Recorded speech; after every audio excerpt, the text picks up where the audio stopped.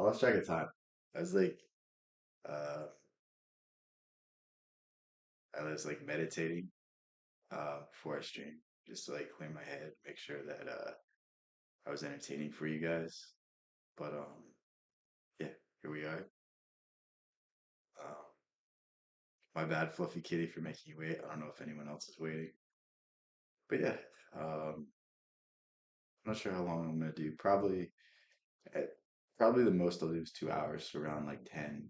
Um, that's probably when I'll stop. But yeah,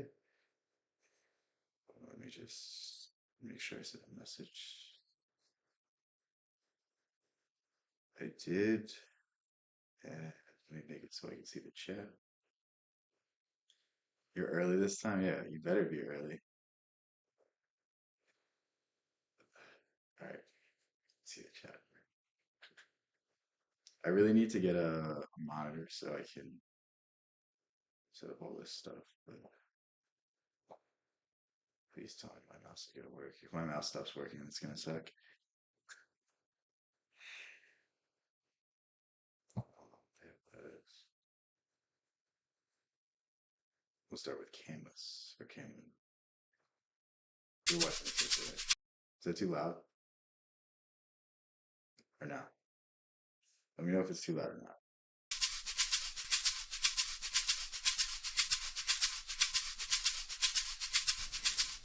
Albert Camus was an extremely handsome mid-20th century French-Algerian philosopher and This guy's one of my favorite writers. You don't know? What do you mean you don't know if it's too loud or not? Like, can you hear it or is it too loud? Okay, sounds fine. All right.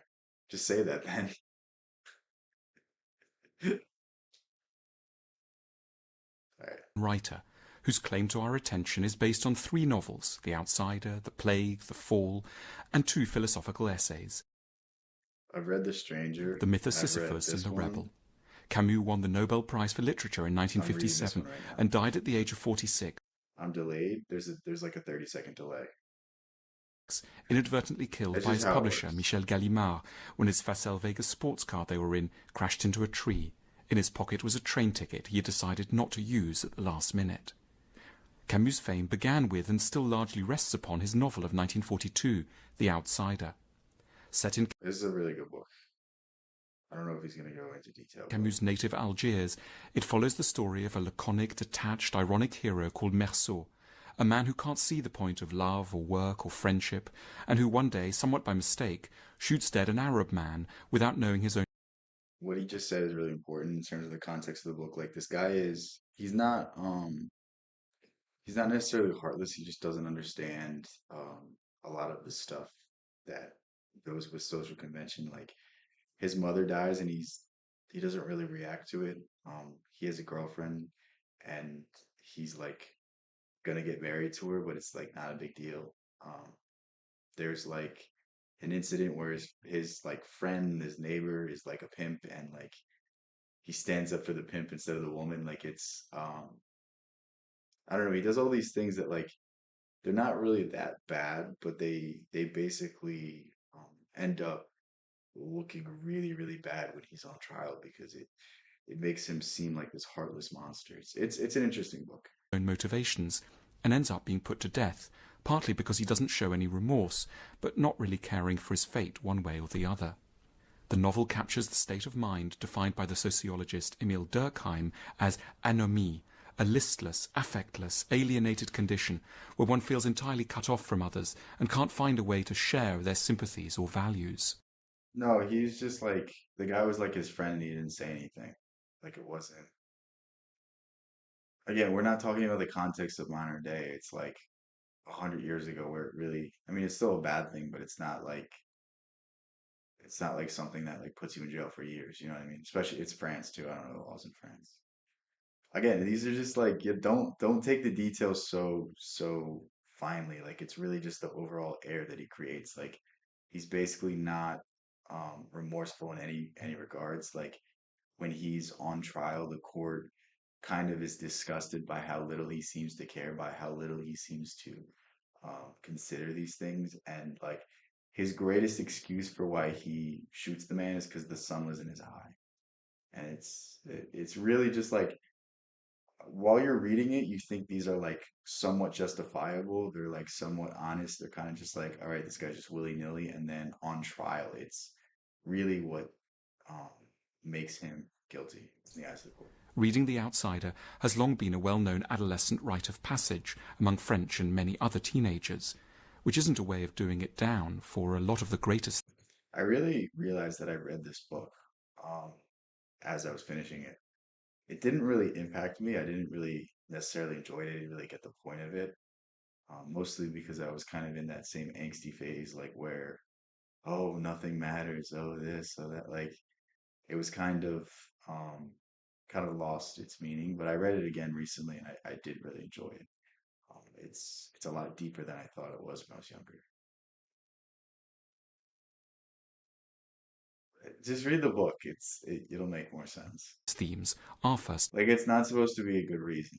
Like he basically got scared. He lost sight of the guy um, that he was like watching. Like there was a fight that broke out. He goes back and sees the guy still laying on the ground, and the sun gets in his eye. In a split second, he thinks the guy's coming after him, but he's not. Like it's tackled at 17 or so. The hero of The Outsider, Meursault, cannot accept any of the standard answers for why things are the way they are. He sees hypocrisy and sentimentality everywhere and can't overlook it. He's a man who can't accept the normal explanations given to explain things like the education system, the workplace, relationships, or the mechanisms of government.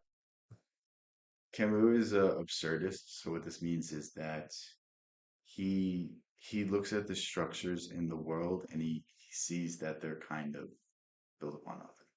He sees that like whatever meaning people think they derive from their work, from what they bring to the table, from whatever legacy they leave, like eventually one day it will all crumble. And the only thing that's actually meaningful is your day to day. Like finding joy in your work, finding joy in your family, finding joy in the little things. That's the only depth, that's the only meaning. Um, like you have to find joy in the monotony of life. That's the entire basis of the myth of Sisyphus. He goes through like three different examples. I think one of them is I read this a while ago. One of them is like an actor. So the actor spends his entire life pretending to be someone else, and he's remembered for being someone else that's not him.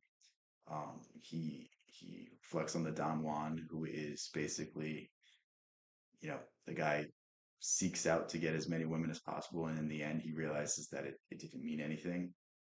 At the same time, there's the conqueror, the Alexander the Great, the person that conquers the entire world, but their ambition is ultimately their downfall. And the second they're gone is the second their legacy begins to diminish. Very interesting. He stands outside normal bourgeois life, highly critical of its pinched morality and narrow concerns for money and family. As Camus put it in an afterword he wrote for the American edition of the book, Meursault doesn't play the game. He refuses to lie. He says what he is. He refuses to hide his feelings, and so society immediately feels threatened. Much of the unusual, mesmerizing quality of the book comes from the coolly distant voice in which Meursault speaks to us. Um, you're killing it. I don't want to be a professor. I don't like school. I think I don't know. To me, school is not. It's not the real path of intelligence. I think school is inherently a system. It inherently limits you. Um, like you can learn a lot in school, but it's more so about what to think, not how to think, and that's something I'm not on board with. I only concern myself with the deeper motivations. I don't concern myself with the details. I don't care when a certain war was fought. I know why it was fought. You know what I mean? Like I could give you a general idea of when World War II started. I don't know the exact dates, but I know the reasons why. Like that's more my speed. I don't see the thing is I like too many different categories too. So like if I was a professor, I'd have to teach one thing. And I would have to go to school years and years of schooling to teach you the exact same thing that I'm teaching you right now. And probably worse because I have to teach it in some way to test you about it. I have to teach you so that you can take notes and that, oh, you can pass this arbitrary exam that says you're proficient in this, even though you don't have a deeper grasp of any of these concepts. I think that's the real issue with school. It's like I don't really see a lot of value in it. Like I mean, obviously you have to test certain people, like certain professions. Like you can't have people building bridges, going to school. You have to have a baseline proficiency, but I think we extend intelligence to have only an education. Like just because you have a PhD doesn't make you smart. Just because you're a doctor doesn't mean you're smart. It means you're more classically trained. It means that you can pass the test, but it doesn't give you wisdom. Wisdom is really the separator between a smart person and a dumb person. I mean, when you talk with most people, when you argue with most people, they'll cite statistics, they'll cite numbers. Like numbers are just a way to make dumb people feel smart, make dumb people feel like they have a convincing argument. But when did Socrates ever use to study? When did Pythagoras ever use to study? When did any great mind ever use to study? Nietzsche is probably the smartest man that's ever lived in the past 200 years. Never cited one study. Jung kind of had to because of his psychology background. He kind of had to cite things to get it legitimized. What's the word? Legitimized? Not legitimized. Legitimized, but yeah.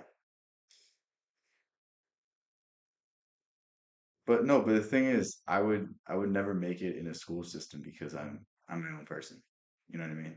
Like I don't I don't want people to come to set conclusions. I want people to listen to what I say and think about it and disagree with me. You know what I mean? It's like if you listen to everything I say and agree to everything I say, that's not what I want. I want you to be like, I like this point, but I don't agree on this point. I like this point, but I think he's a little too hard on this point. Like, I want you to challenge what I'm saying because if you challenge what I'm saying, then I can get smarter. My arguments can get better, even if I'm wrong, or even if you're wrong. Like, it's still another viewpoint to um, look at. I think that's really where true intelligence comes from: the ability to see other people's perspectives, the ability to see all sides. That's why Socrates was the smartest man who ever lived. Us, his readers. The opening is one of the most legendary in 20th century literature and sets the tone. Aujourd'hui, maman est morte, ou peut-être hier, je ne sais pas. The ending is as stark and as defiant. Meursault, condemned to death for a murder committed almost offhand, because it can be interesting to know what it's like to press the trigger, rejects all consolations and heroically accepts the universe's total indifference to humankind. My last wish was that they The one thing I don't like about Camus is that he was an atheist. I think it's like the one failing in most philosophers is their inability to have faith in something beyond themselves. I think that's a fundamental part of humanity is believing in something greater than yourself, and to not open up the door to that to say that's pure fiction is lacking the entire scope of things. there should be a crowd of spectators at my execution, and that they should greet me with cries of hatred. Even if we're not killers and will ourselves be really quite sad when our mother dies, the mood of the outsider is one we're all liable to have some experience of, when we have enough freedom to realize we're in a cage, but No, I don't like atheism. I mean, you can believe whatever you want to believe, but I think it takes the beauty out of life. If you look at if you look at any great piece of architecture, it was inspired by God. It was inspired by something beyond humanity. It was inspired by some sort of societal progress, which doesn't come from atheism. I think atheism is a focus on the individual instead of focus on the greater good. To not see the connectivity of everything, to not see that we all come from the same source, to not see that like even the Big Bang Theory is so fantastical that there has to be some order to it. Like you're believing that everything in the entire universe came from something that was the size of the top of a pinprick. Like you know what I mean? Like you think these things just formed and it's just pure chaos, no order, no greater, no greater good, no greater purpose, no greater idea of anything. I don't know. I don't buy it. I'm so judgmental. I mean, I mean, atheists will slander people who believe in God all day long. I didn't really say anything mean about it. I didn't say that they're idiots. I didn't say that they're dumb. I think being an atheist nowadays is just like the easy way out. I think it's much harder to have faith in something, but when you have faith in something, it gives you all the meaning you need. So, not quite enough freedom to escape it, when no one seems to understand and everything appears a little hopeless, perhaps in the summer before we go to college. Aside from The Outsider, Camus' fame rests on an essay published the same year as the novel, called The Myth of Sisyphus. This This is book a good too one. has a bold beginning. There is but one truly serious philosophical problem, and that is suicide. Judging whether life is or is not worth living, that is the fundamental question of philosophy. I don't think he has a strong argument for this. I was reading this and I'm like, I don't get it. Like to me, it was just a man trying to cope with not being happy. I don't know. I don't think that's a fundamental question of life. Like if there's no meaning to life, then why are you living? It's like the very reason that you're drawing breath is the meaning for life. This it just says crunch fitness. I went back to my old gym and they were like, um, I bought it like a day pass and they were like, you can get a sweatshirt for $10 more. And I was like, whatever. I don't have very many sweatshirts, so The reason for this stark choice is in Camus' eyes because as soon as we start to think seriously, as philosophers do, we will see that life has no meaning, and therefore we will be compelled to wonder whether or not we should just be done with it all. To make sense of this rather extreme claim and thesis, we have to situate Camus in the history of thought. His dramatic announcement that we have like I think everyone gets away from when people start talking about the meaning of life, they're looking for some greater answer, but the truth is there's no answer. But that's the meaning. Like it's a paradox. Like the more you try to do in this world, the less you will actually accomplish. That's the entire thing. You're supposed to think about this day in, day out. You're supposed to ponder this. It's a paradox. The more you think you know, the less you do. Like the meaning of life is that there's no meaning. And that means that you can do whatever the fuck you want. That means if you want to go become a writer, you can become a writer. If you want to go, move bricks, you can go move bricks. Like if you can literally do whatever you want. Like that is the meaning. The meaning there is none because if there was a set meaning, if there was a set goal, you would be restricted to that. Like I don't know why people take that there's no meaning and make it so negative. It's a positive. It's leaving all of the doors open for you. It's leaving all of the options open. It's so weird to me how people see that life is meaningless and then they like get all sad. It's like that should make you happy. That should show you that you can do whatever you want. Like you don't have to conform to society. You don't have to listen to people in your life that are negative. You don't have to, you know, do the status quo, get a job, do a 9 to 5. Like you don't have to do any of these things. You can do whatever the fuck you want. Isn't that the most meaningful thing you could just come to? Meaning of life is a broad topic. It's not a broad topic. That's it. That's the only discussion that needs to be had. There's no greater purpose. There's no greater meaning. You assign it. You assign the value. You find out what's fulfilling to you. You find out what's important to you, and you spend as much time doing that. That's it. It's like to consider killing ourselves because life might be meaningless is premised on a previous notion that life could actually be rich in God-given meaning, a concept which will sound remote to many of us today. And yet we have to bear in mind that for the last 2,000 years in the West, a sense that life was meaningful was a given, accorded by one institution above any other, the Christian Church. Camus stands in a long line of thinkers from Kierkegaard to Nietzsche to Heidegger and Sartre who wrestle with a chilling realization that there is in fact no I think all of these guys, their main issue is that the institution was a caricature of the original values. And I would have to agree with that, but that's where their analysis stopped. Their analysis didn't go beyond like whatever the church purports to do, they don't actually do. They're a business, they have more money than God, they can do whatever they want. Like they set the rules, they give you a set guide on your salvation, and it's like that's not the point of Christianity. Like there's values much deeper than that. Like, I mean, so many times, so many people like spend all of their day worshiping Jesus that they don't begin acting like Jesus, and it's really like, shouldn't that be the example? Like, you don't need the Ten Commandments if you live a righteous life. You don't need rules if you are ready, just know not to kill people. know not to covet your neighbor's wife, know not to steal. Like, you know what I mean? Like, if you just do right by everybody, you don't need these rules. But again, it's like the masses of people will never understand this because it's just it requires a little bit level of deeper thought, and the human mind really just craves comfort. The human mind really just wants to conform to things, doesn't want to think about things, doesn't want to conceptualize these things. And I mean, it's good. It's good because I stay up all night thinking about these things. So it's like it gives you a peace of mind. It's a peace of mind I'll never have. But at the same time, it's like this is what these philosophers are arguing. These philosophers are arguing that there's no depth behind the teachings of the church. There's no deeper spiritual implications. It's purely material.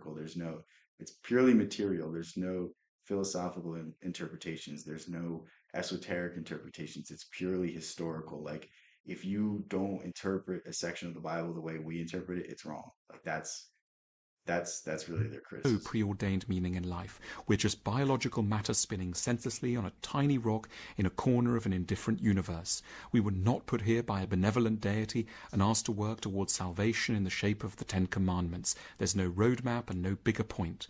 And it's this realization that lies at the heart of so many of the crises reported by the thinkers we now know as the existentialists. A child of despair.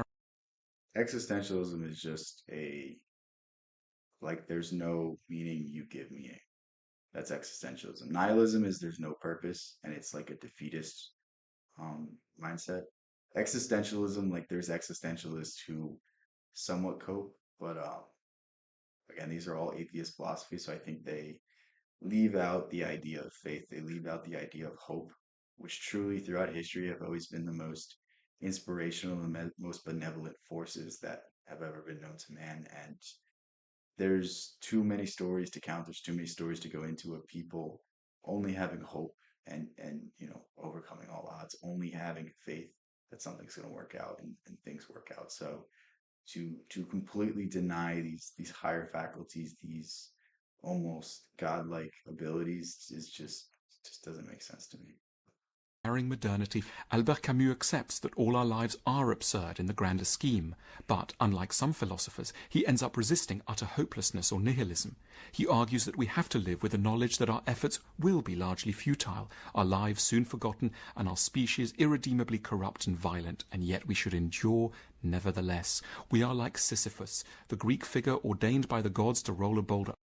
This is like this is like the double-edged sword because in every like the fact that what we do each day is not going to be remembered, there's not going to be a legacy, like that's more inspiring than it should not be because that means you if you take a risk and you fail and you mess up, nobody will know. And it's like there's good and bad to every scenario, but people oftentimes like to focus on the bad, like, oh wow, in a few generations people won't know who I am. Like it's a good thing. You know what I mean? Like do you want people looking at what you did throughout your life and picking it apart and analyzing it and being inspired or criticizing you? Like, is that what you want? I want to rest in peace. I don't want people, talking about me. I don't want people not understanding who I was as an individual, understanding who I was as a person. Like, I think it's a good thing that we all fade because it makes us value the time that we're here. Like, so much of modern life has become to extend our legacies, to extend our influence, but it's like for what? Like, I can put the same amount of energy into, my relationships. I could put the same energy into my community. I could uplift the people around me, or I could seek fame, fortune, seek all of these things that in the end don't mean anything. Or I could just uplift people. I think that's a much higher goal, a much higher ideal. But Up a mountain and to watch it fall back down again in perpetuity. But ultimately, Camus suggests we should cope as well as we can at whatever we have to do. We have to acknowledge the absurd background to existence and then triumph over the constant possibility of hopelessness. In his famous formulation, one must imagine Sisyphus happy. This brings us to the most charming and seductive side of Camus, the Camus who wants to remind himself and us of the reasons why life can be worth enduring, and who in the process writes with exceptional intensity and wisdom. the Sisyphus, I wasn't paying attention. I don't know if he mentioned it, but Sisyphus was a man condemned by the gods to push a rock up a hill, and every day at the end of the day, the rock would fall back down. So each and every day, he would be doing something that would be so futile, would be so. monotonous. He's done this for centuries. He'll do this for the rest of time. Like, but he's smiling. That's the joy in it. Like he's still alive. He still can, look at the sun, look at the trees around him, enjoy the work, enjoy the process, enjoy the monotony. Wisdom about relationships, nature, the summer, food and friendship. As a guide to the reasons to live, Camus is delightful. Many philosophers have been ugly and cut off from their bodies. Think of sickly Pascal, crippled Leopardi, sexually unsuccessful Schopenhauer, or poor peculiar Nietzsche. That's such a funny description. Oh, this guy looks so angry. I, Nietzsche is sad to me because Camus was by contrast very good looking. Nietzsche was like someone that I could see his writings be a lot more inspirational, but he never quite dealt with himself. He never quite dealt with his anger and his obsession with not fitting in. And I mean, he's surely a genius, but is it worth being a genius at the expense of your sanity? I don't think it is. But Extremely successful with women for the last 10 years of his life. He never had fewer than 3 girlfriends on the go, and wives as well. And he had a great dress sense, influenced by James Dean and Humphrey Bogart. It isn't surprising that he was asked to pose by American Vogue. These weren't all just stylistic works. Once you properly realize that life is absurd, you're on the verge of despair perhaps, but also compelled to live life more intensely. Accordingly, Camus grew committed to and deeply serious. it's like what I was saying earlier. Like when there's no meaning behind things, it also means that there's no consequences. It means that if you fail, like what's gonna happen in the end? Like nobody's gonna remember you failing. Nobody's gonna remember you winning. So you might as well try to win. That's really the essence behind what he just said. Serious about the pleasures of ordinary life. He said he saw his philosophy as a lucid invitation to live and to create in the very midst of the desert. He was a great champion of the ordinary, which generally has a hard time finding champions in philosophy, and after pages and pages of his denser philosophy, one turns with relief to moments when Camus writes with simplicity in praise of sunshine, kissing. It's not that complex, please, what he writes. It's just like he bogs it down with a lot of examples and a lot of references to other people. Um, but it's really not that. It's not that like world shaking. It's so smart. I feel like I'm listening to foreign language. I'm not that smart. It's just I think if you think I'm smart, it's not that I'm smart. It's just that I fill my head with better ideas. Most people choose to fill their brains with the mundane stuff of the news or politics or social media or Mr. Beast nonsense like that. Like I mean, if you want to improve your intelligence, it's nothing more than just asking yourself, what is this content doing for me? What is this podcast doing for me? Is it teaching me something about life? Is it giving me some wisdom? Is it giving me some mechanism to improve my life, or is it holding me back? Like, not to say that you shouldn't have downtime, but I mean, if you just want to make a difference in your life, just set aside a little bit of time each day, and in no time you'll be different. Like I promise you, I couldn't speak like this a year ago. I couldn't talk like this. I couldn't talk about random philosophers like this. You know what I mean? Like I literally just read Camus 3 months ago, maybe 2 months ago. Like it really wasn't that long ago where had no idea who this was. And it's like what I've read from him is probably 300 pages. You can read 300 pages. You know what I mean? Like that might take you a week at most.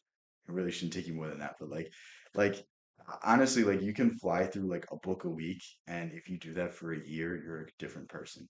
Especially if it's like substantive stuff, like any sort of philosophy, any sort of religious stuff, any sort of higher idea, higher thought, any sort of self-development, changing your self-image, changing who you see yourself to be. Because the truth is, if you see yourself to be a more intelligent person, a more successful person, then you're carrying yourself into the room like that. Like so much of how we are treated is our self-image. And our self-image is usually built by other people. But if you just start carrying yourself like a different person, you're gonna start being treated like a different person. I mean, it's just it's basic like logic that if you carry yourself into a room with more confidence, you're going to be rewarded with more opportunity. But people don't want to start realizing that they're allowing others to shape their own image. It's just like I don't get it. I don't get it. But yeah, my tangent. So or dancing. He was an outstanding athlete as a young man. Once asked by his friend Charles Poncet which he preferred, football or the theatre, Camus is said to have replied, "Football without hesitation." Camus played as goalkeeper for the junior local Algiers team, Racing Universitaire d'Alger, which won both the North African Champions Cup and the North African Cup in the 1930s. The sense of team spirit, fraternity and common purpose appealed to Camus enormously. When he was asked in the 1950s by a sports magazine for a few words regarding his time with football, he said, "After many here we go. I have to pause it. I'm not keeping track of how long I'm going. years during which I saw many things, what I know most surely about morality and the duty of man, I owe to sport." All right, Camus was it's not going to say anything else. The Plague, Dostoevsky, Orwell, Cults, Kant's, The Cave.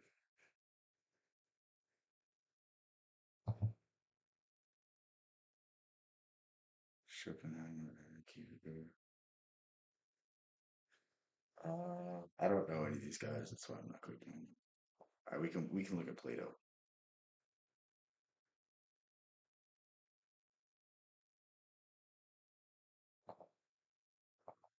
That's why it's taking forever. Athens 2,400 years ago. You better It's a still be compact here. place. Only about 250,000 people live here. There are fine baths, theatres, temples, shopping arcades and gymnasiums. It's warm for more than half the year. So Plato was a direct student of Socrates.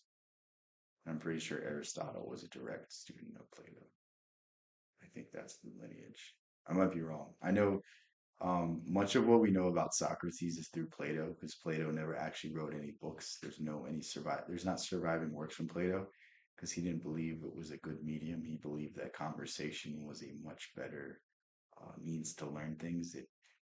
I mean, in essence, it's true because when you write something down, that means that you don't have to memorize it. Whereas Socrates was more so about spontaneity, so more so about being in the moment and being able to ask questions. Like a lot of Socrates' style, the reason why you couldn't beat him in a debate or an argument was he could pick apart your question one section at a time. Like, like whatever argument you have, he can just say like, oh, well, what about in this case? Well, then that extends to this case. Then that extends to this case. And step by step, your argument's destroyed. That's really how he did it. And it wasn't even so much about straw manning, it was about getting the other person to give ground, getting the other person to in some way weaken their own statement, weaken their own point, and show that it was not necessarily correct. And, very, very insightful. This is also home to the world's first true and probably greatest philosopher, Plato. That's not true. Socrates was better. This is by far. Plato learned everything from Socrates. You could even argue that Pythagoras was a better philosopher. You can argue that Nietzsche was a better philosopher. Um, Depends what you consider Camus, depends what you consider Dostoevsky, people like that. Um, I don't know. I don't think there really is any great philosopher. I think a lot of their ideas are the same, and I think they all kind of blend together. It's really just what can you take from each one. Like I'm not going to say read one philosopher because he figured everything out. That's the truth. No one figures everything out. They just might figure out 70, 80%. Like Nietzsche did a really good job of capturing what humanity is and what it's becoming and you know how to overcome these things, but he never gave any credit to faith. He never gave any credit to forces outside of our existence. So I don't think he ever caught the full picture. Born into a prominent and wealthy family in the city, Plato devoted his life to one goal: helping people to reach a state of what he termed eudaimonia, or fulfillment. Plato is often confused with Socrates. Socrates was an older friend who taught Plato a lot but didn't write any books. Plato wrote lots of them, 36, all dialogues, beautifully crafted scripts. He didn't explain why. Socrates just didn't believe in books because, like I said, if you write something down in a book, you don't have to remember it. Where Socrates was all about like what do you what's the motivation? I don't care about the details. Give me the deeper meaning, the deeper sense of things. Of imaginary discussions in which Socrates is always allotted a starring role, among them the Republic, the Symposium, the Laws, the Meno, and the Socrates is his entire philosophy was not I'm not going to teach you what to think. I'm going to teach you how to think. I'm going to teach you how to question things, and through that, you'll find the The meaning. apology. Plato had 4 big ideas for making life more fulfilled. First big idea: think more. We rarely give ourselves time to think carefully and logically about our lives and how to lead them. Sometimes we just go along with what the Greeks called doxa, or popular opinions. In the 36 books he wrote, Plato showed this common sense to be riddled with errors, prejudice, and superstition. Fame is great. Follow your heart. Money is the key to a good life. The problem is, popular opinions edge us towards the wrong values, careers, and relationships. Plato's answer is know yourself. That's big. That's really big. If you know yourself, if you know what you really want, you don't sacrifice to be part of society. If you look at Jung's entire ideology was based around discovering who you are and fulfilling every aspect of yourself. Same thing with Nietzsche. Nietzsche was you need to understand yourself, you need to understand your motivations, you need to rise above all of these norms around you, become a Ubermensch, the Superman. Don't give someone a second chance. I mean, it depends on the situation. Like were they broken up? Was there like are was there just a fight? Like what happened? I mean, let's be real. If it didn't work out the first time, why is it gonna work out the second? Like, did the circumstances change that much? I'm not saying it's not gonna work, but I mean, relationships are one of the most significant aspects of your life, and I think a lot of people sacrifice their standards for comfort. You know what I mean? Like a lot of people, they would rather be in a relationship than be alone. And this makes a lot of people make a lot of bad decisions when it comes to their partners, the people that they spend the most time with, the people that they spend their lives with. And dude, it sucks being in a breakup.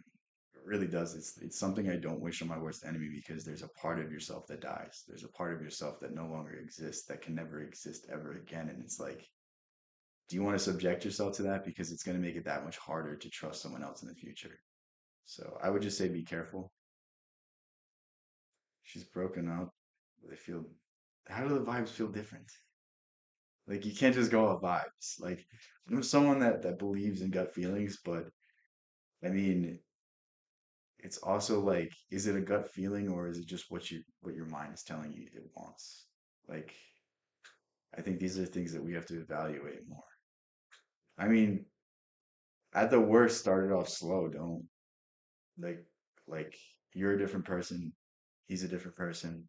Like it's not things aren't how they used to be. Treat it like that and then it has a chance. But if you try to pick up where you left off, I don't think that is gonna do anything except end up where it used to be. There needs to be like a real change, a real fundamental shift. I don't know all of the facts, I don't know the entire scenario, but I would just say be hesitant about it. It means doing a special kind of therapy, philosophy, subjecting your ideas to examination rather than acting on impulse. If you strengthen your self knowledge, you don't get so pulled around by feelings. Plato compared the role of our feelings to being dragged dangerously along by a group of wild horses. In honor of his mentor and friend There we go, Socrates, this kind Hypnotio. of examination is called a Socratic discussion. You can have it with yourself, or I hate when schools say we're going to do the Socratic method because it's literally opposed to what Socrates was about. It's so frustrating. Socrates' entire ideology was, why do you feel this way? It's about asking the deeper questions. It's not asking, oh, when did this case happen? Oh, what is this? What is that fact? What is this? Like, if it was truly the Socratic method, it would just be what is the historical context of this and why is it important? Why does this have any significance on a future case? And what would you argue using this ruling? But then again, every single professor at a law school will be fired. So there we go. ideally with another person who isn't trying to catch you out but wants to help you clarify your own ideas. Second big idea: let your lover change you. That sounds weird if you think that love means finding someone who wants you just the way you are. I wish In I the didn't read symposium, that fluffy Plato's movie. play about a dinner party where a group of friends drink too much and get talking about love, sex, and relationships, Plato says true love is admiration. In other words, the person you need to That's not true. True love is openness. get together with should have very good qualities which you yourself lack. Let's say they should be really brave. That's not true. brave or organized or warm and sincere. By getting close to this person, you can become a little If you lack the characteristic, that means that you're not giving it to yourself. We all have to balance out our anima animus. So if you're looking for support, you for sure you can look for that in someone, but you have to first give it to yourself. That can't be your only source of support because no one can give you the support you truly need. You can't seek anything from an external source. It has to be from inside yourself. As above, so below. As within, so without. like they are. The right person for us helps us grow to our full potential. For Plato, in a good relationship, a couple shouldn't love each other exactly as they are right now. They should be committed to educating each other and to It's hit or enduring the miss. stormy It's been pretty passages good so this far. inevitably involves. Each person should I don't think it gets the philosophy right. I think it gets the details right though, which I don't care about.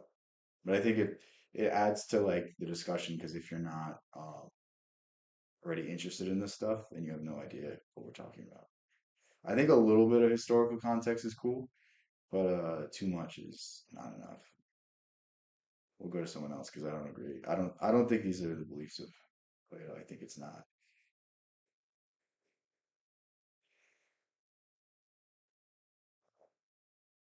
What should we watch? I have no idea. You got anything good? The Wolf and White Sheep.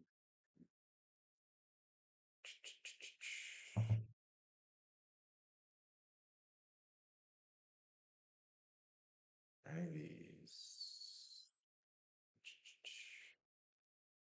No one's explaining.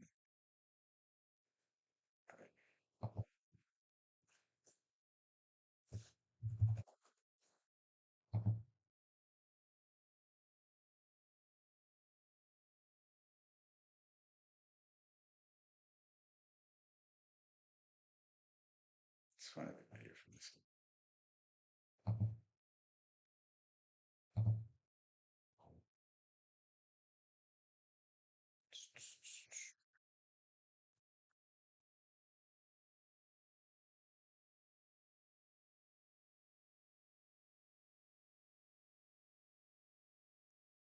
Jesse Michaels, Great Asian Michael. Who are those people? I can't find makeup videos.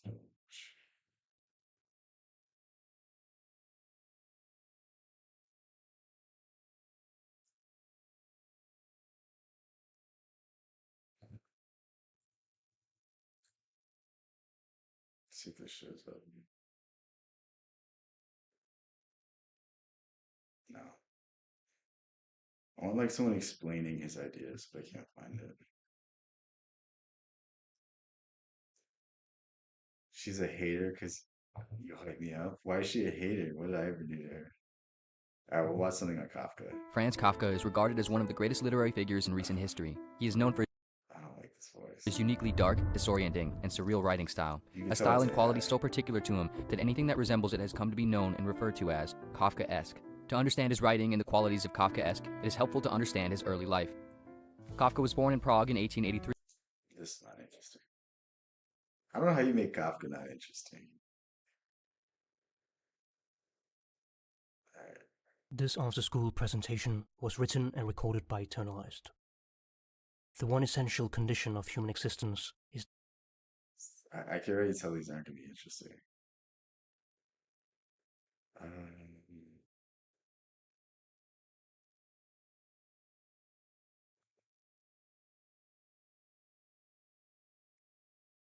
we'll watch.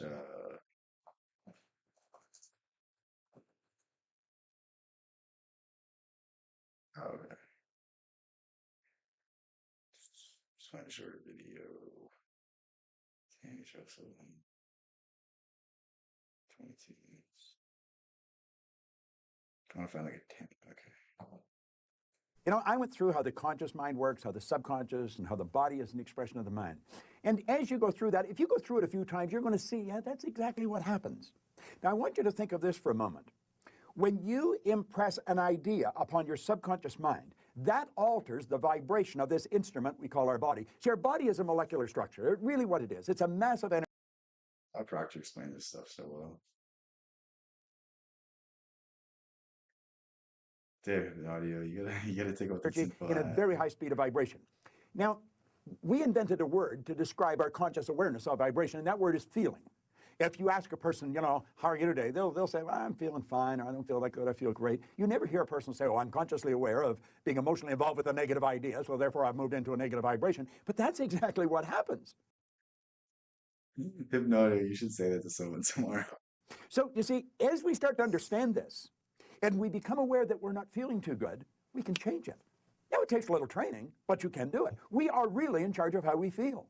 Now, we let other people upset us, but we don't have to let other people upset us. We don't need to react to them.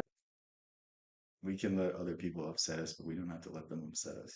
I literally just filmed a video today about why hate is worse for you than it is for the other person that you hate. And it's really true. It's really true. When you hold a grudge, when you let someone ruin your day, and you just keep holding on to that energy, that's just time that you're taking away from your happiness. And it's really wild to me that people will allow others to affect their day to day. People will hold on to grudges for years upon years upon years upon silly stuff. Like I told this story the other day. I don't know if anyone was here when I told it, but like I was in the parking lot and I'm like slowly creeping by and I see this lady walking. And I'm like, all right, she's not even anywhere close. I'm not gonna let her by. So I roll by her. If I had sped by her, nothing would have happened.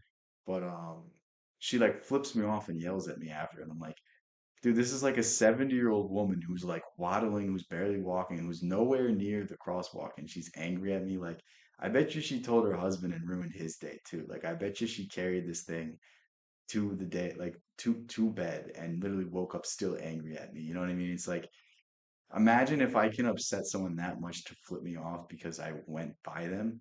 Like, imagine how that person carries normal everyday occurrences with them or bigger things with them. Like, that's not a way you want to live life.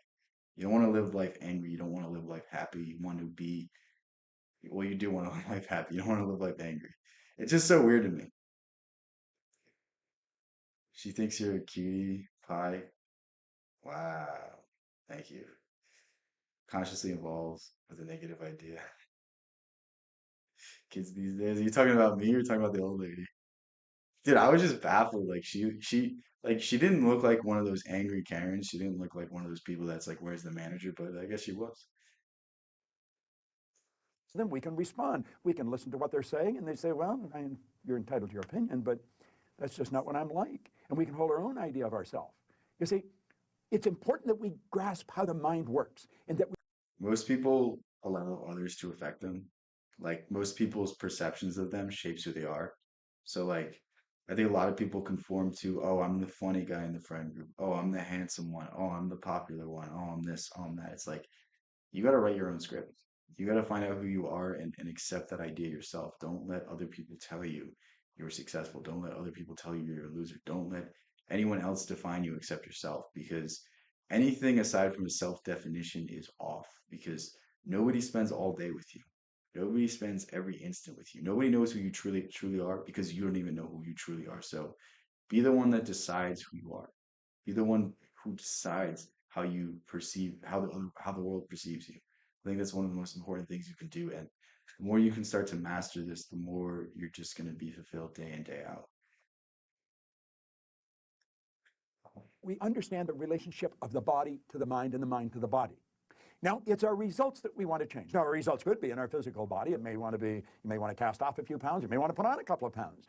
You may want to have a little higher energy. See, all the energy there ever was or ever will be is 100% evenly present in all places at the same time. Everything's energy. You know, you'll hear people say, where does Tesla said that as well. It's not just this guy saying that. To deny Tesla is to deny one of the smartest men ever.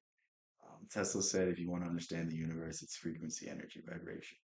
You know, it's all related. And when you understand the world in that side of things, it's not just understanding science, it's understanding how we interact to the forces around us, how we interact to other people around us. I mean, like, think of how you can just sense things. Think of how you can walk into a room and just immediately tell someone's upset or immediately tell someone's angry or just have a funny feeling about someone. Like you think that's not a vibration, you think that's not some higher faculty giving you a warning.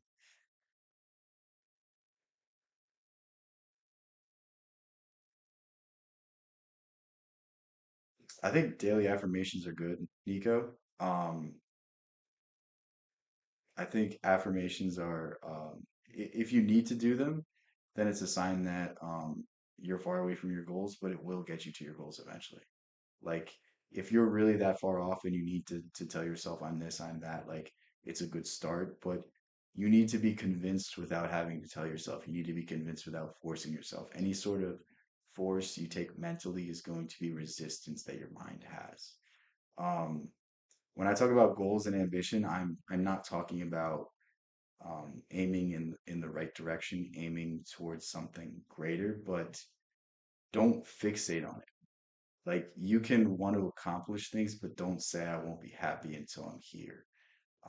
I think like the word goal, the word ambition have really just been co-opted to say that I'm unhappy with my current state. And I don't want you to use these words anymore. What I want you to do is see something that you want to do and feel like you already have it, feel like you're already worthy and start taking action to get there. That's all. That's all it is. Like when you do that and when you do it day after day, you're gonna get there. It doesn't have to be a goal. You already can feel it. You already have it. That's what I mean. Just recommend the algorithm.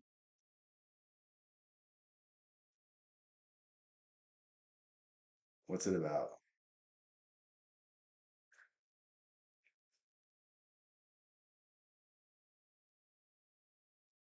You read The Secret? I mean, The Secret's okay. Um, like The Secret's just like manifestation for like wine lies. That's really all it is. It has some good information in it. It would simplify a lot of complex ideas, but I think it's commercialized. That's the issue with it. What did you not tell us? What did you tell us not to do? I don't know. I don't really say anything, so I don't tell people to do things or to not do things. I just um, guide them. Talks about democracy. Democracy's boring. Democracy is just mob rule. Like if you want to understand democracy, read what Plato said about it, or read the Federalist Papers. Where does he get all the energy? Where does she get all the? Nobody gets energy. Everybody releases energy. Desire is the triggering mechanism that whoo, lets the energy flow. Now, let's go back and have a quick review. Here you've got the little stick person here. There you've got the conscious mind, and remember, you have the sensory factors hooked up to the conscious mind. And then you have the subconscious mind, and then you have the body. Now, the conscious mind has the ability to choose thoughts. Those thoughts turn into pictures. We turn the pictures over to the subconscious mind, and then the subconscious mind expresses the act. He's explaining deep esoteric principles right now in a very simple way. Um, Freemasonry, Hermeticism, they call this the active principle, the choice of what you're thinking, and this is the passive. So for something to be created, it has to first be thought of, and then it has to be impregnated, and then it becomes real. But it's only through activating this side of things and directing it towards this, doing it in a trance and like a sleepy state where it becomes actualized. Action, all right?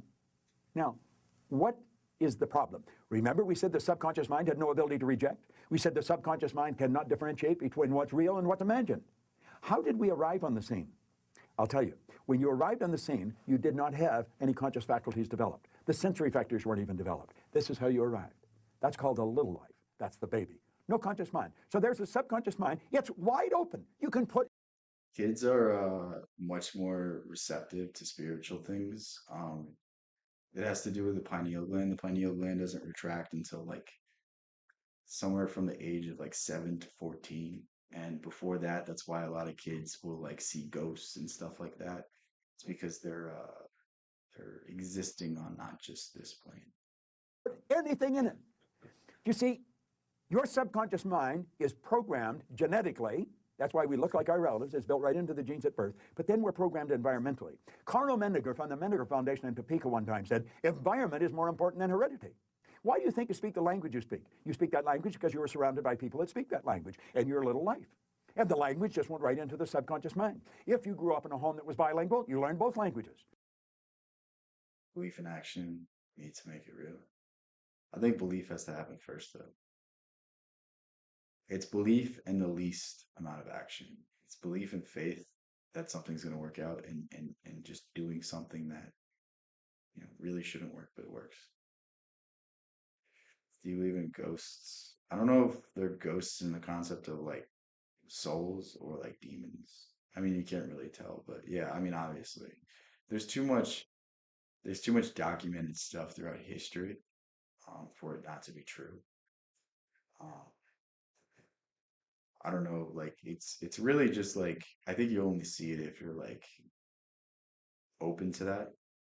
I don't think you're gonna be like if you're terrified of ghosts and you go to a haunted house, you'll see a ghost. But if you're not, then it's just whatever. I think it's just like our mind. You change identity, then action follows. Yes, exactly. That's perfectly put. I had an associate over in Kuala Lumpur, had a little boy. He spoke 4 languages at 4 years of age. And you'd look at that and you'd think, my gosh. No, no. The baby was programmed. Why do you like the food you like? It's programming.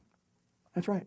Now, let's stop and think about the environment we were raised in. Here's the baby, and look at the ideas and the thoughts and the concepts that are going on around that baby are going right into that baby's subconscious mind. Now, through repetition, over and over and over again, and remember, the baby's getting it all day, all week, every week, all month, every month, all year, and this goes on for 4 or 5 years. And the baby reaches the age of 4 or 5 where they can start to think that baby's programmed.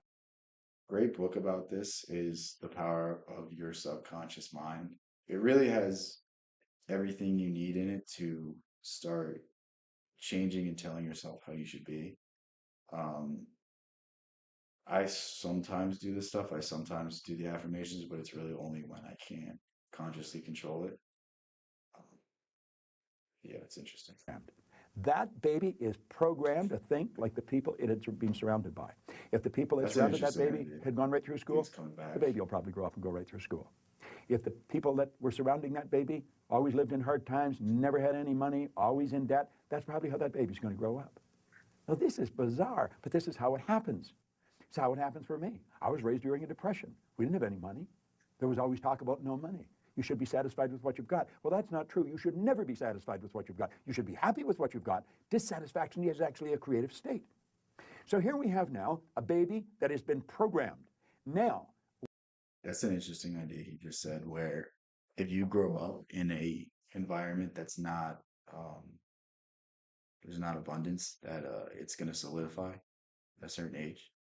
And if you grow up in one, it will solidify that there is opportunity. I think that's like a big way that people get stuck. People don't really understand that like there's more opportunity than we can even comprehend. Like it might seem like institutions have monopolized things, but look at Zuckerberg, look at Tesla, look at Edison, look at people that created their entire new industries. Like you're telling me that it's impossible to become extremely wealthy. Like maybe it's improbable, but that doesn't mean it's impossible. That doesn't mean that you're stuck. That doesn't mean that there's no option. Like be willing to define a new set of ideas. Be willing to step out on your own and create your new thing. Yeah, the idea of abundance is definitely learned. It's really just I mean, you could force yourself to think and see opportunity, but I think most people don't grow up seeing it. And it's one thing that's always gonna um, hold you back. Like, I mean, for most of my life, I was just like, I didn't see the bigger picture. I didn't see that if I put in enough time and effort into something that I can I can rewrite the script. I can create my own thing. I can create my own field. Like, I mean, think 10 years ago, people didn't think you could make money online and have that as a job. You know what I mean? Nowadays, that's what everyone wants to do, but it's like we can constantly redefine what it means to be successful, what it means to uh, do all these things. And I think not putting a cap on things, not putting a limit on things is the start of everything.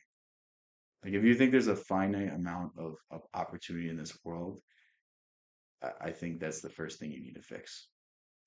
let's take and think for a moment. what happens when that baby starts to think for itself? Now think of this. The paradigm controls the vibration controls the action which produces the result. Now here we go. Here you got the baby with the paradigm, and the conscious faculties have developed. They have the ability to think. There's a power flowing into them. What are they going to think? They're going to think thoughts that are in harmony with that paradigm. That's right. We've been raised to believe you go to work to earn money. Do you know that working is the very worst way to earn money? That's right. You should go to work for satisfaction, not for money. You provide service for money. You can earn money while you're sleeping.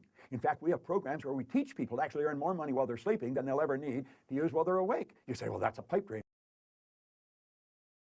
I say think bigger. If you think you could do it, 500 here. What about 5,000? Yeah. I think the only limitations we have on ourselves are self-imposed. Like, you're only capable of achieving whatever you think is possible. So if you put no cap to that, then there's absolutely no cap. However, if you see that, oh, this is the max amount that people have ever earned, then you're never going to get anything above this. You know what I mean? It's like if you put your ceiling up here, if you don't even have a ceiling, then that's the max. But if you put it here, that's the most you'll ever make.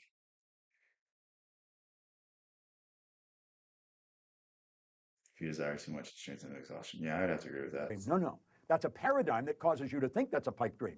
There's people doing that that are nowhere near as bright as you. But here we are now. We've got the person. They've been programmed in their little life genetically and environmentally. That paradigm is nothing but a multitude of habits. A habit is an idea that's been programmed into the subconscious mind over and over and over again. Now, the paradigm is literally controlling the behavior. Consciously, you can think of one thing, but subconsciously, the other idea will be controlling you. See, we can sit down and we can read these self-help books, we can listen to the recordings, and we say, yeah, well, I can do that. That makes sense. That's logical. But then we can't do it. Why? Bro, you see how pale I am? How? I don't like I don't think that's possible. Now think of this for a moment. I want you to imagine that you're going to accept an idea right now to turn your annual income to a monthly income. You say, well, I'd like that. But will you do it? Probably not. Your paradigm will stop you. See, your paradigm literally controls the results. Now, let's think of how the paradigm was formed. The paradigm was formed through repetition. The idea is being planted in your subconscious mind. Now, understand, your paradigm dictates your logic. Your paradigm controls how you utilize your time. Your paradigm controls... I'm not that high of a percentage, but that's what I do look like. Yes, I'm albino. How'd you know? Controls your perception of situations. Your paradigm controls your effectiveness. Your paradigm controls the amount of money you earn. If you want to change your life, you must change your paradigm. You see, to most people, it's illogical that they could take and turn their annual income to a monthly income. But if you follow our teachings, we'll show you exactly how to do that. We'll show you how to accomplish anything you want to accomplish, because what we're focused on is showing you how to change. I really like Bob Proctor. He has a lot of he simplifies a lot of the more complex ideas into something that like most people can get on board with. Whereas I think like if you talk about Neville Goddard, people are just like I think he's kind of like um people either believe it or they don't. Whereas Bob Proctor, like even if you don't believe in the law of attraction, you still see the merit in it. You still see the merit in changing your overall perception of yourself. I think that's the reason why this book is so good. Um, Psycho-Cybernetics, because it's not really focused on like the mystical elements of the law of attraction, law of assumption. It's more so about how you project yourself, how you show yourself to be to others, and how that affects your life, your success, your opportunities. Do you like kibas and sauerkraut? I don't like sauerkraut. Kibas is pretty good.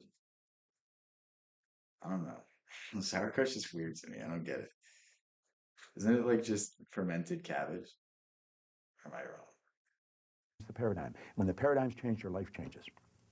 It's a beautiful concept. It's an absolutely phenomenal concept. Now you know. The moment you talk about any philosophy, no one understands. Philosophy is very simple. Like it's not very hard. They're not very hard concepts to grasp. It's just people don't want to spend the time with it.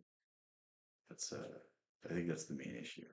Why you're getting the results you're getting. It has nothing to do with your intellect. Your intellect, you can figure out how to do things. That doesn't mean you're going to do them. You'll hear people say, I believe that, but their behavior would indicate they've never even heard of it. Why? We believe something on a conscious level. On a subconscious level, the paradigm believes something else. There's a word called praxis. Praxis is the integration of belief with behavior. We've got to take the beliefs that we have consciously, that we determine by thinking, and plant them. It's like with potatoes or sausage.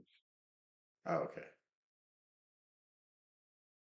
There's also the stem cells. What are you talking about? In the place of the old belief. See, I used to believe that I couldn't do anything better than I was doing.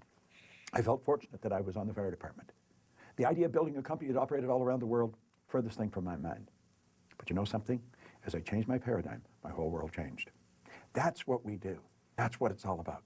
You've got to change your paradigm if you want to change your life. Now, you can study all you want. If you don't gain an understanding how to alter that program, and that's what the paradigm is, it's a program. It's a multitude of concepts that are Stem focus, but have a service level philosophy. Yeah, that's okay. I get what you're saying. I thought you were saying stem cells in in the sense of like the medical treatment. That's why I was confused. Yeah, it's weird to me why people don't um give value to the humanities at all. Um, there's so much to offer. There's so many great ideas that have the potential to transform the way you communicate, transform the way you approach issues, transform the way you um, conceptualize yourself in the grander scheme of the world. But people would rather focus on data or applicable skills or technical skills. I think you need a balance. I think going too far in any category is always going to end up the wrong path. Study philosophy and molecular biology. It's an interesting combination. I mean, the idea of a Renaissance man is like, why do you think these artists were so great? They weren't they weren't one dimensional. The reason why Da Vinci's paintings were so great, his brushstrokes were so fine, was because he studied nature so much that he understood the changing of the seasons, what would represent the leaves so perfectly. Like all of Da Vinci's workings were so anatomically correct that they just looked beautiful when he painted them. Like he had a deep understanding of science as well as painting. Like it's the balance of all elements that brings out greatness. that are fixed in your subconscious mind that literally control your behavior. It's a beautiful concept to understand. It's a terrible one if you don't understand it, because it literally controls your life. Why do you think most people go right through their life and keep getting the same results year after year after year? Well, it's just the way it is, and they don't know. We should be taught this in school, but we're not. How is the paradigm formed? Through the repetition of information. How's the paradigm changed? Repetition of information. Now let's suppose Hear that? Through repetition of information. So this can be done through affirmations. This can be done simply by changing your environment, changing who you're surrounded by, changing the stimulus that you're giving yourself. Like instead of listening to music, maybe switch to more uplifting music, switch to classical music, Mozart, Beethoven, stuff like that, or switch to audiobooks in some way. Find a positive thing, find something uplifting. Like it might be cringe, but listen to like affirmations as you go to sleep. Like it truly has such an effect over your mind, and it can alter the way that you see yourself. And when you alter the way you see yourself, you alter your future.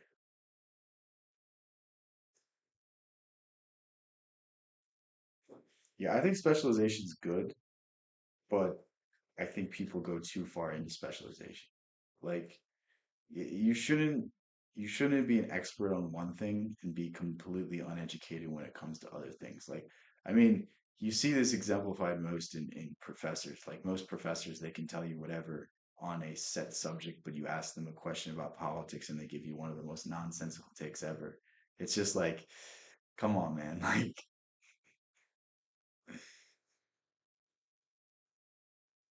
focus is the key to getting success. Focus on challenge and okay. you're having a difficult time with money.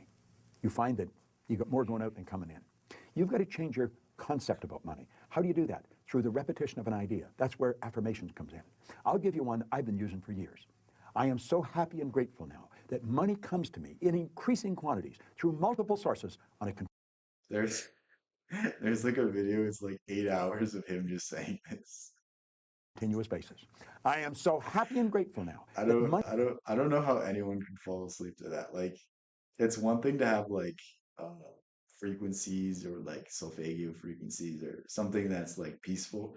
It's another thing to have the same thing repeated and repeated. That comes to seems me crazy to in me. increasing I quantity can't do through that. multiple sources on a continuous basis. You don't just say that once or twice. You've got to repeat that maybe 1,000 times a day, every day for maybe 90 days. And you'll start to change your whole concept about money. Wealthy people all have multiple sources of income. Now, I'm going to tell you what happened to me. You want the I 8 hour drove video around with Bob a Proctor. Just look it battery-operated up. record player Bob Proctor sleep and a long playing affirmations. record. And I played it over and over again every day for probably a couple of years. This was so totally illogical. It was behavior. Everybody thought I was losing it. And I'm reading the same book every day, Think and Grow Rich. As a matter of fact, I'm still reading the same book. There is something to this though.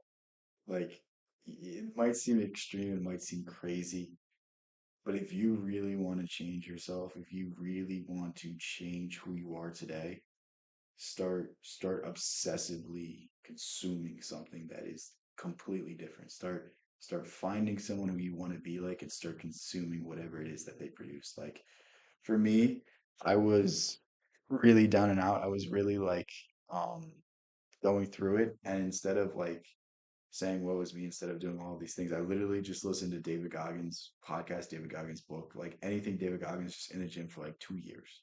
Like that's how like bad I was. Like that's how like little I could control my life. Like I needed that sense of discipline. I needed to instill those values and show that like there's a way out. I would literally listen to it and I could basically recite it word for word at a certain point. Like it was actually bad, but like it got me through one of the darkest moments of my life.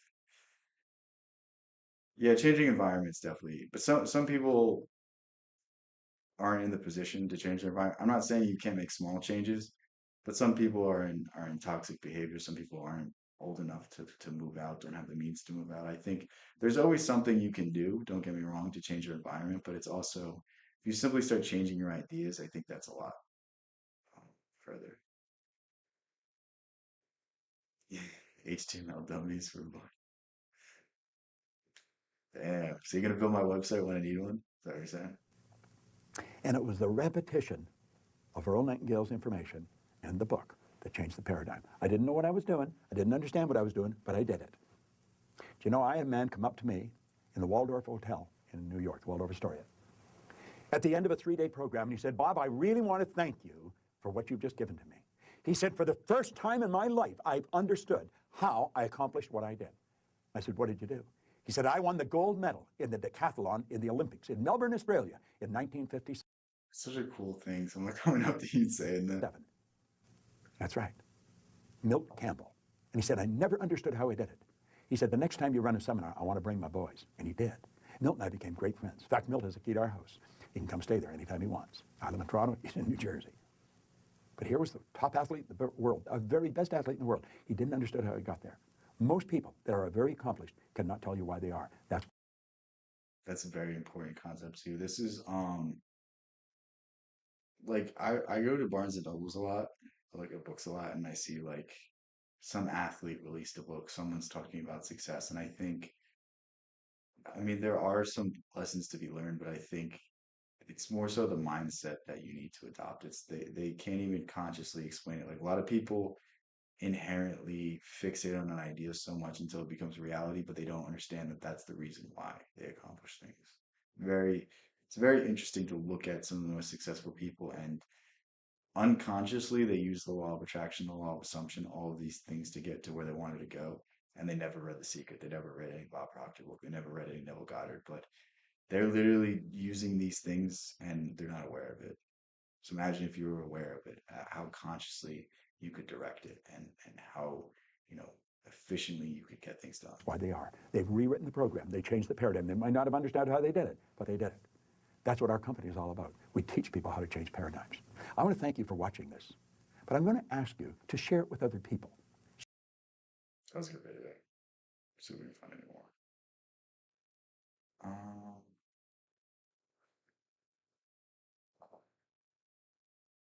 Hypnotic, you got anything good to react to?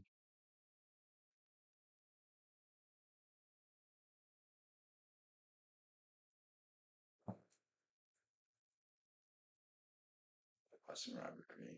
I watched a good video by him today.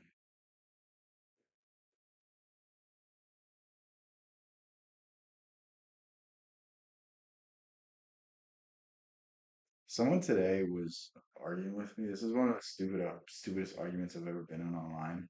Someone was saying that where's How to Win Friends and Influence People is a manipulative book. Someone said this book's manipulation. That's one of the dumbest takes I've ever heard. Um, How to Win Friends and Influence People is about getting everyone involved having a fair deal, treating people as good as you possibly can, and doing the little things so that they're more willing to deal in business with you. Like, not everything's about money. Not everything's money motivated. Like, a lot of things you can get through connections, and it's simply just taking advantage of the human element of things that gets you the furthest. Like, Elon Musk isn't the smartest man in the world. A lot of people view him that way, but I'm sure there's someone smarter than him. He just has the combination of being smart, and he can communicate. He can manage people. He can deal with people under pressure. He can negotiate in a fair manner. Like, if he was strong arming everyone in every deal, no one would want to deal with him. Let's be real. Like, I think we need to give much more credit to um, how people deal with other people and how that influences their success, and not say it's manipulation. In essence, anytime you deal with someone, it could be considered manipulation, but like, I think it only borders into manipulation when you know, do something against someone's will, where you trick them, where you in some way do something in bad faith. That's manipulation. If you're just having a conversation with someone and you agree to a deal, that's not manipulation. That's you just simply making a deal. I think it's just so weird. Yeah, he's probably the best salesman in the world.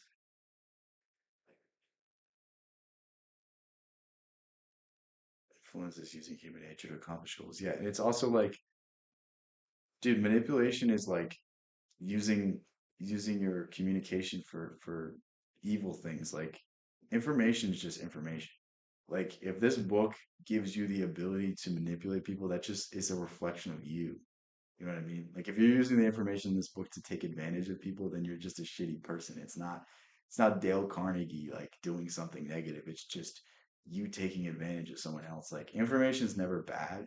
It's just the application. Like, you can learn information about the devil so he can't affect you.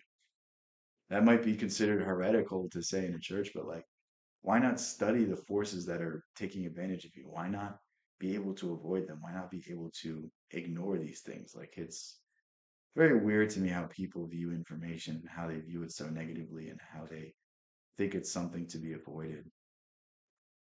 I mean, I remember saying like a certain word to my friend, and his head just exploded. He's like, "No, you shouldn't learn about that stuff." I'm like, "Dude, what are you talking about? It's the application. If you learn information and use it for evil, then it's evil. If you learn information and use it to avoid evil, then it's good." It's such a weird conception of things. I don't know. I don't get it. Propaganda by Edward Bernays. That might be an interesting book to read at some point. I mean, it's the same thing with 48 Laws of Power.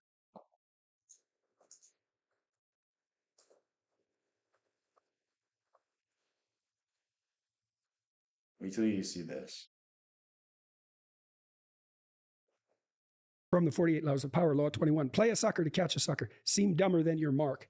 So when I was preparing for this, The I hope he says it in this video, but um, I don't know. I love the 48 Laws of Power because you don't have to use it for manipulation. You can use it to recognize certain parts of human nature and certain darker parts of what humans do to each other. Like, the first law of human nature is literally don't outshine the master, which just means if you have a boss, don't do something so exceptional without giving them credit, because they are the person that controls your paycheck.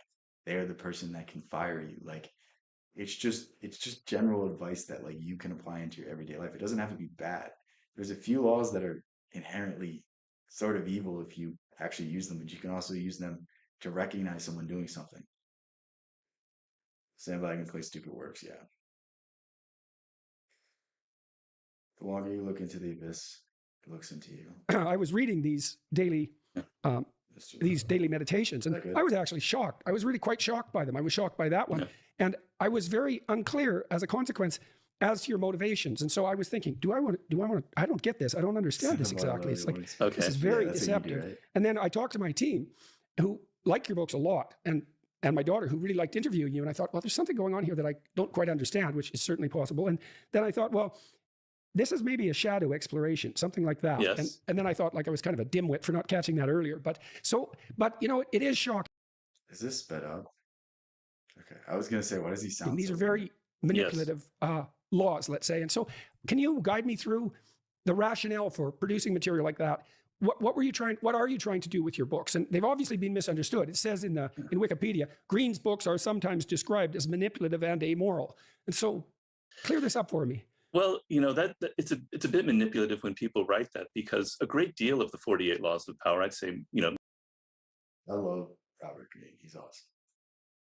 Like, every book I've read by him has a lot of gems in it. One of my favorite books by Robert Greene is, like, half of it he's just describing Jung's ideas, and a lot of like prior to reading more of Jung, it was really my first conception of his ideas. It's a gift to want others to succeed more than yourself, like bystanders or secondhand. Like, yeah. Maybe 2/3 of them are not manipulative, have nothing to do with deception. They have things to do with kind of common sense ideas about power, such as being generous with people, such as creating compelling spectacles, such as entering action with boldness and kind of how you present yourself, sort of things about your image and your appearance. But there are definitely some laws that are quite manipulative. And then my other books don't really go into things like that. So it is. I like how you can see the roots of all of his books in the 48 Laws of Power. Like, all of his books are kind of like tangents of certain parts of 48 Laws. Really interesting how they like tie together. And you can, he uses a lot of the same examples, but he doesn't always use them in the same way. And it's really interesting to learn the history and learn, you know, some of the recurring characters throughout his books. That's what I like about it. It's a bit of a distortion to write that. But where this comes from is basically, I have a particular idea of power. So maybe I should explain that a little bit. My idea of power, it's not about this kind of grand thing of political or war or something. It's on a very individual level. And the idea for me comes from Nietzsche and his idea of the will to power, which he explains as every organism has a desire to expand itself, has a desire for expansion. And so I think that for humans, it's I don't know if he did a good job explaining that. It's the will to power means everyone wants to exert their will on someone else. Everyone wants some form of control. Like, it's not enough to control their own life. They want to control external circumstances. That's really what it is. Human beings, the desire that we have this innate propensity for wanting to expand beyond our limits. We want to feel like we have some degree of ability to. Yeah, it's like an extension of Schopenhauer said, I think he said power to will, which basically is everyone wants to kind of survive. But Nietzsche thought it was more than just survival, that it was some exertion of force on the world. I just think about it, Lord of the Rings. I don't want the ring. Influence other people.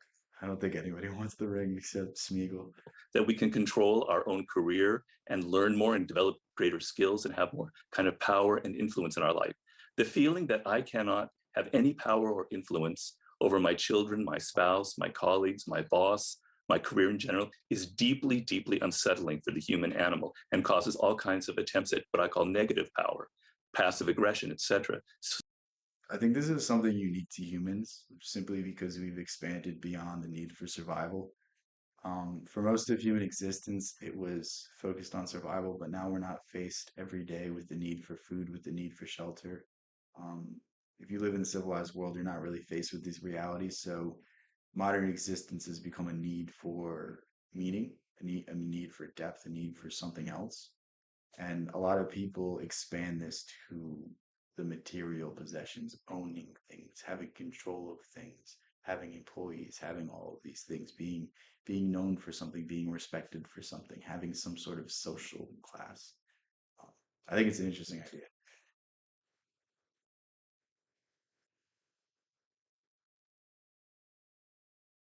What are you talking about, hypnotic?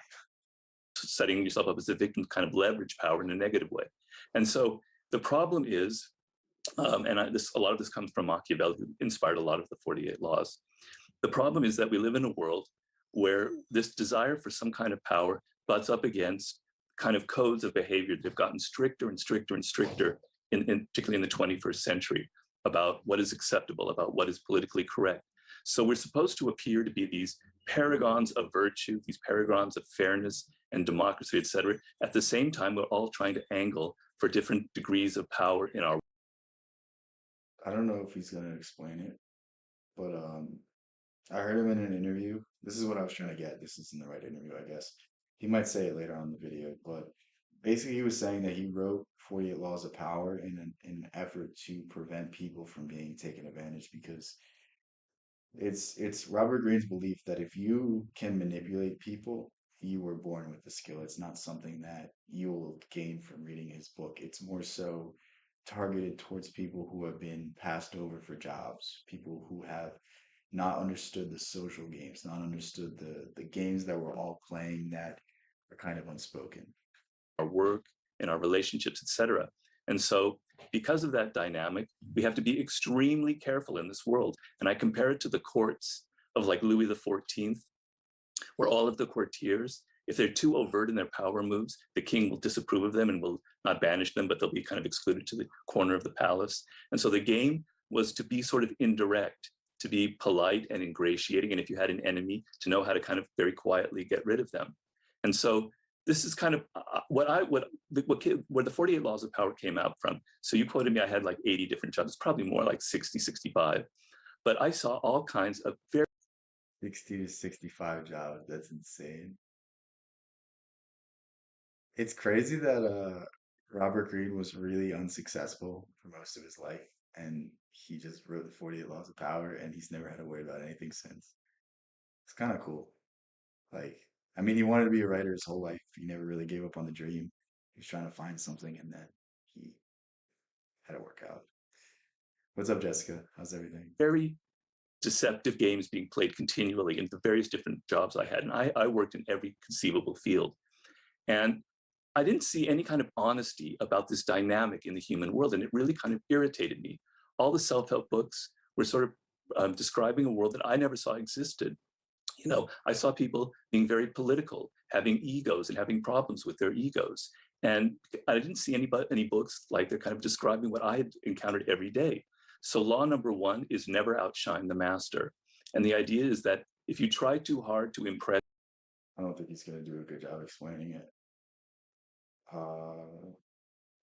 Your king has ton of responsibility. At some point, patriarch becomes a nation. Oh, okay, I get what you're saying. Your boss or the person above you. So we're more than just our physical. We're the responsibilities we have to others, certain roles in society is what you're saying. You're liable to make them feel insecure. You're going to trip on their ego and something bad will happen to you, right? And so this seemed like the fact that people have egos and operate with egos and you have to be careful with them seems very clear to me, but I didn't find books out there that were describing it. So I hope this kind of gives you an idea, a little bit of the context where the book came from. Well, so I can't remember who sent me this. I think it was Clay Routledge. Yeah, I think that's right. He just sent me a survey that this organization he works with has completed, stating that something like 40% of millennials don't feel they have any control over their life. I think it's a weird trend of like people complaining about young people not like finding their role in the workforce. Like it's not just that millennials are lazy. It's not just that Gen Z, Gen X, Zoomers are lazy. It's, dude, what's the point? You know what I mean? Like you can get a great job and still not be able to make ends meet and still be relying on your parents. Like, I mean, the corporate world has just become so fake and so nonsensical that like, of course nobody is inspired to go into work. Of course nobody likes their work. Like most of the jobs in America aren't real. Like I mean, it's very, very sad. This is something that I feel like I'm faced with right now. It's like I don't like I'd rather make half the amount of money and actually care about my job than, you know, literally make PowerPoint presentations for the rest of my life. You know what I mean? I'd rather be dirt poor, literally at the poverty line and actually feel like I'm doing something for good, not just work for a massive corporation, be a corporate litigator, do all of these things just to save a corporation that's, you know, selling its soul to the devil just to make profits, like have them save money, protect their liability. Like I'm not on board with that stuff. Yeah, work is good for your soul, but the work is soulless nowadays. It's like, you know what I mean? Like think of back in like the 50s when people could be like a factory worker, they had a house and two cars and had comfort. They didn't have to work overtime. They didn't have to do these things. And it's just like, look at society now. I refuse to work for a sucker bag. That's good. That's good. And like, not to say that like there's not some good in corporation. Like corporations are stability, corporations are this or that. But like, dude, it sucks that there's like the Nestle Corporation who doesn't believe water should be a human right. Like, what? It's just like, what? I don't think I could handle working for Elon. But the thing about Elon is at least he's doing cool things. You know what I mean? Like there's a lot of people that want to work day in, day out to do something like that. There's a lot of people that want to be part of that. So like I think he might be a bad example for this. I'm talking about like low level corporate jobs. Like no one wants to do that. You know what I mean? It's like literally it should just be put out to India and we should actually have small businesses. Like that's what a lot of corporations are doing. They're literally just giving their low level work to third world countries, paying them a lot less, and they're saving a ton of money. And it's like, I don't know, man. I think a lot of the businesses closed during the pandemic, and it really sucks because the only businesses that closed were small businesses. And it's like there used to be a day and age in this country where there was like a middle class built off of small businesses where now it's like you can't really run and operate one because no one think how many small restaurants are there nowadays? It's literally just Chipotle, McDonald's, KFC. It's like I don't know, man. It's sad. No one wants to work. They just want more money. Yeah, there's certain things with that. Like obviously there are people that don't want to work and want more money, but I think there also has to be a conversation about the quality of these jobs, of how purposeless they are. Like I think there needs to be something said about that. Like, there's entire divisions in corporations that don't need to be there. Like, why is there an HR division? Why is there someone handling payroll? Like, that's just, you know what I mean? It's like we don't need these things except for in the modern world. Right. So that is related to the first issue that you brought up, and you obviously consider that problematic, and you said that well we need to. It's good for us to have some control over our destinies, and also to feel that that's a possibility, to see it at least Yes. as a goal, Yes. and that if we feel consciously thwarted in that goal or believe that it's impossible, that doesn't mean we're going to give up our striving. It means it's going to go underground. Dude, I had Jordan Peterson sped up and he's still it's still taking forever to get the point out.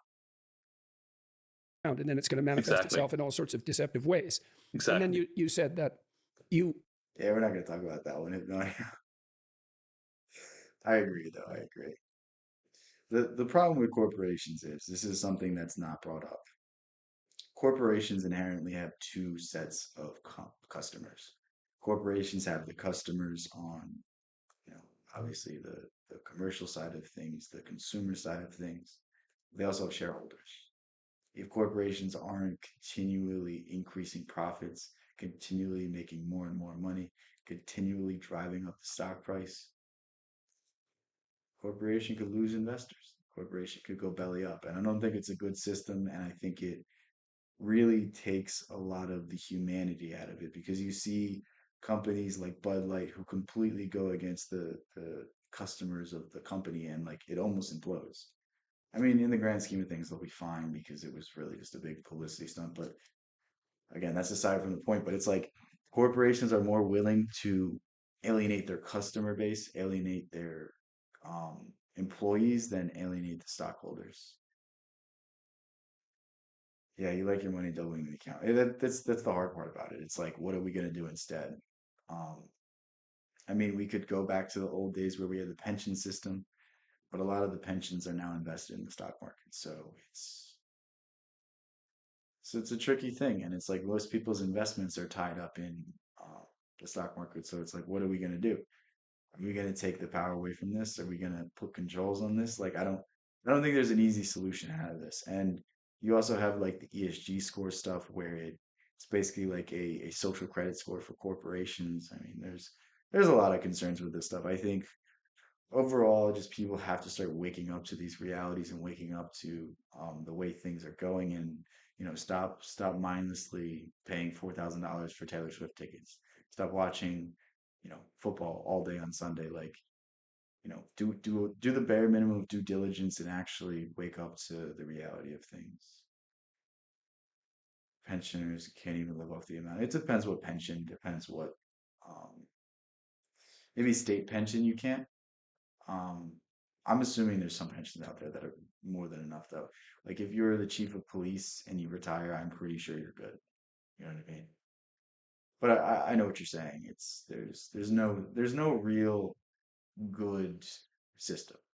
You know, the families have been split up. You used to when you were too old to work, your family would take care of you. The community would take care of you. But now family's so distant. Now family moves halfway across the country for a better paying job instead of, pooling the money together and building generational wealth and ensuring everyone's taken care of. I mean, it's really just another consumerist trap. It's the same thing with dual income houses. Like before 1950s, 1960s, really after World War II, um, there was a big shift to get women in the workforce, and it really devalued the U.S. currency because you have more workers, so you can charge more for stuff. And then you get into divorce, you get into splitting up the family, splitting up the community, doing all this race baiting stuff, and you know people not coming together to you know help each other out. People becoming fractured, people putting their own interests before the good of everyone else. I mean, that's really what it comes down to. It comes from a selfish thing. Like I've said before, like capitalism doesn't really work when there's no ethics behind it. Like you need to in some way have some morality behind it because you'll have people, doing oil spills and not cleaning it up. People dumping things into rivers and, poisoning generations for, the sake of profits. Yeah, property tax, yeah. We're not going to get into that. I'll say this. If you own property and you are taxed on it, do you own it or are you just renting it?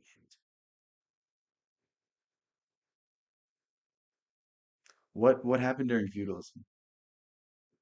You paid for the Lord's protection and you paid rent on the land and that land was yours. It's the same system. It's the same thing. But yeah, these are things that won't we can't change though. You take away property taxes and the entire system implodes. Like so it's the same thing as the Fed. The people that talk about the Federal Reserve, like, what are you gonna do? Nuke the American currency? Destroy the entire American currency? Like, do you want to be eating out of trash cans tomorrow? It's too late, man. It's too late. Maybe you can come up with a 20, 30 year plan, but I don't see it. I don't see it happening. No politician will be in power long enough to see those things get done. I think it's kind of just it is what it is, man. It sucks. It sucks. It really does. But we voted for this stuff. We slowly lost the republic. It's slowly becoming a democracy more and more, which isn't a good thing. At the Constitutional Convention, maybe I can't remember exactly what it was, but the the wife of the mayor of Philadelphia asked Benjamin Franklin what kind of government we have, and he said, "A republic, if we can keep it." Essence on if we can keep it. A republic only works if we have an educated populace. If we have a populace that doesn't just vote for their best interest today, but votes for the best interest of the future. That's the real issue with things. People blindly voting for a political party because they're giving handouts, because they're doing this, because they're doing that. They're not evaluating it on anything more than just that. They're voting based off of one or two issues. They're not demanding actual things be done. Yeah. We're interested in Nietzsche's We'll go into idea of other will to stuff. power That's as, we're in getting some sense, risky the central motivating, category right here. the central motivation of the organism Yeah. across species to some degree. And then you talked about the jobs that you've had. So so I got that right. I hope I've got Yes, that you summed did. That up was very reasonably well put. Thank you. Okay. And so to some degree, and then you said, well, you had all these jobs and you found that people were engaged in manipulative and deceptive strategies a fair amount of the time, and that no one was really warning people about this or delineating out Bro, he sped up and he can't get to his point. This is crazy. the strategies. Yeah. What happened, Okay, so that man? that seems to me to be reasonable. That I mean, Dude, I remember there used to be a time where Jordan Peterson would go on a TV show and he would just own like leftists. It was like those were the days, those Jordan Peterson edits, they're just so funny. I'm a big admirer of Am I the only one that would watch those when I was younger? I was like I was like 18 or 19. I'm like, oh my God, this guy's so smart. Peterson is a wordy fellow. He's saying a bunch of nothing now. the work of Carl Jung, which everyone listening to this knows more than they even want to know. And That's a good thing. Everyone should know Jung. I try to explain Jung to most people, and they're just like, "What the fuck is this?" But I'm just like that.